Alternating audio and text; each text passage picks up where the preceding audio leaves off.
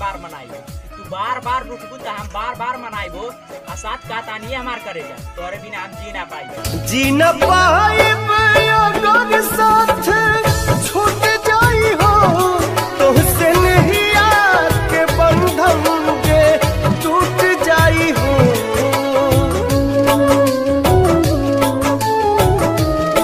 Figure से ज्यादा तो मैडम मेरे स्टेटस का करेज है कि तेरे फिगर से ज्यादा तो मैडम मेरे स्टेटस का करेज है।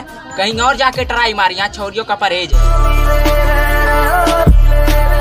कि तू भाई रबिया के ना रही गेलू अपना आप के बताई कैसे, कि तू भाई रबिया के ना रही गेलू अपना आप के बताई कैसे। आकाशों तो दिन रतिया काट ले, बाकी दिल बेचारा के समझाई कैसे।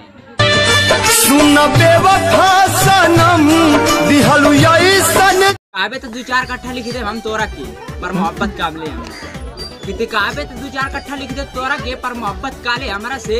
और ये चलत में जब वहां से लू ताई निषाद जी के दिल में बस।